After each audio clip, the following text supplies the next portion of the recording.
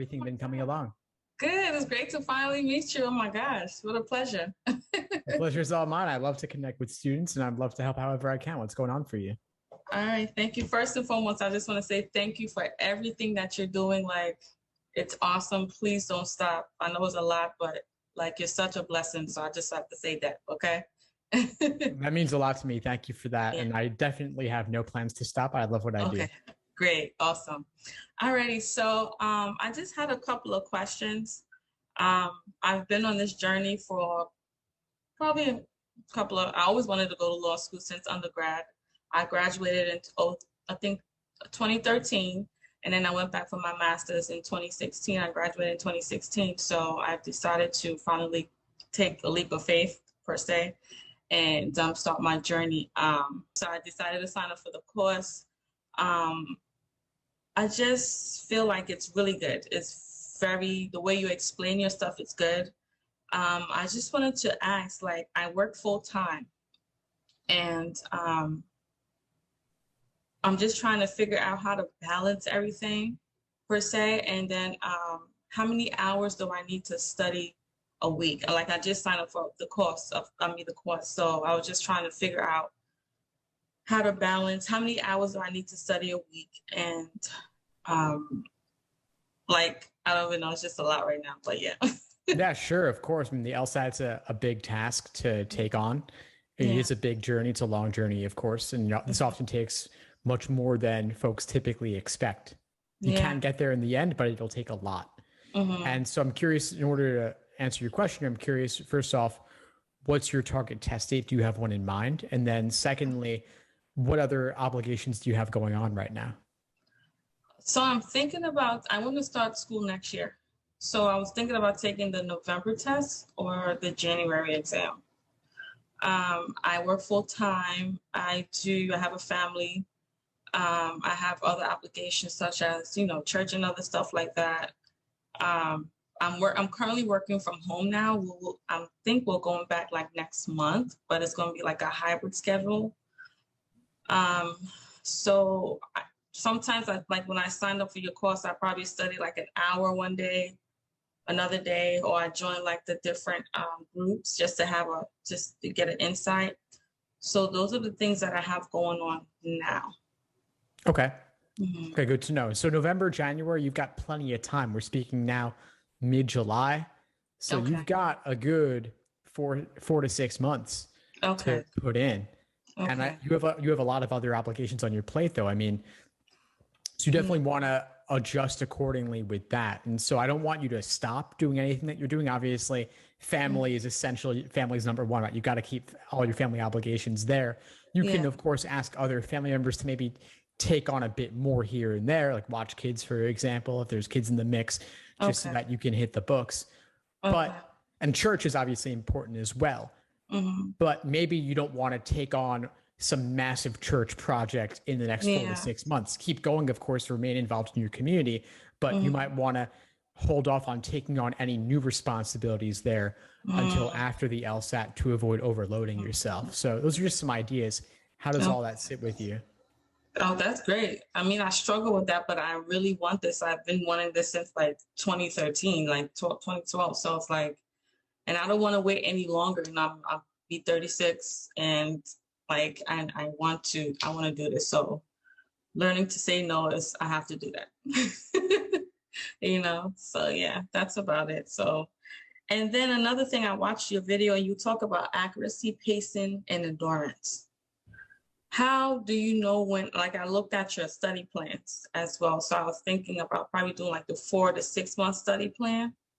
How do you know when to move on from accuracy to pacing to endurance? Do you stay on accuracy until you feel comfortable and then you move forward?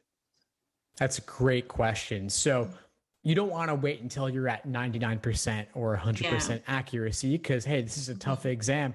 Even with unlimited time, I can't say everybody would get 180s, right? So maybe when you are at 70% accurate, that could be enough. You want to be reasonably proficient and have a certain level of comfort with the material, but you don't need to be getting everything right in order to move on. You also want to get exposure to that additional pressure of the timed setting. And then moving from pacing to endurance, that really just comes down to, hey, how close is the LSAT? At least a month or two before, you want to mix in full-length exams to work on the endurance and have as many dry runs as possible, so that when test day comes around, it'll be like just another practice test. But you want to give yourself the time to do at least 10 full-length timed exams before test day. And so if you're going to do one exam a week, you got to count back 10 weeks. So that's 2.5 months prior. If you could do 2 exams a week, then you could start 5 weeks prior. Okay. Woo. Alrighty. Okay.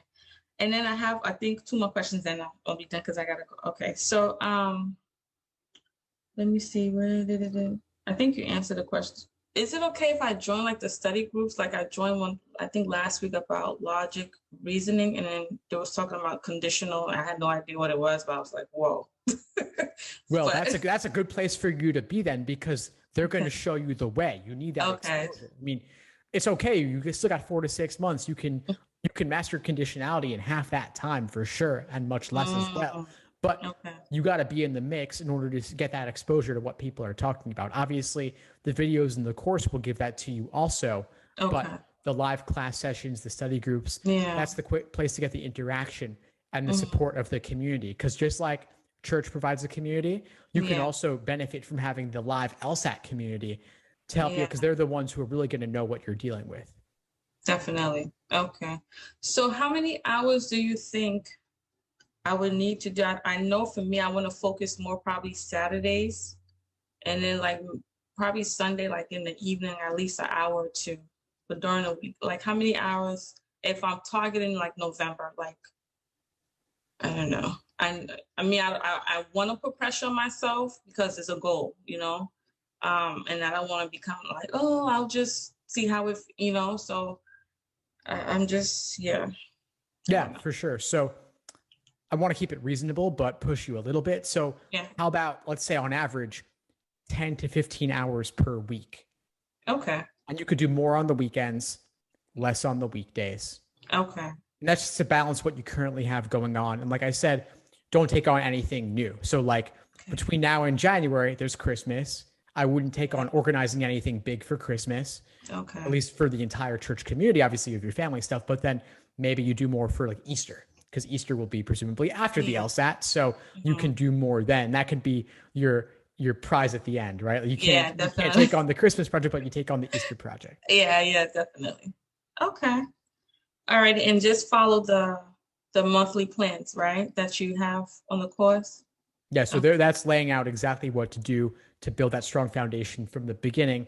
And then when you're looking for the live connection with the LSAT community, you join the live classes happening. You don't have to go every single night. Of course, they're all recorded. You can catch them later. But if you want to be there and ask questions and find study partners and such, that's the place to go. Okay. Yeah, I think that's all I have. I really appreciate you. Like, I know I keep saying that, but I've been following you for like 3-4 years. Please don't stop. I mean, I know sometimes when you're doing this stuff, you don't get enough recognition, but you are doing an awesome job, and it's highly appreciated. I appreciate you. So just keep going, and you are a blessing. So thank you so much. Well, thanks. That means a lot to me. And just hearing you say that and getting to connect with folks like you, that makes it all worth it, you know? Yeah. Thank you so much, Steve. I appreciate it. Yeah, of course. My pleasure. Have a good one. Reach out if you need anything at all. Thanks for tuning into the show. Please subscribe if you haven't done so already to be notified of new episodes as I release them. And feel free to reach out if you need anything at all as you move forward with your prep. I'm happy to help however I can. In the meantime, I'll wish you all the best and take care.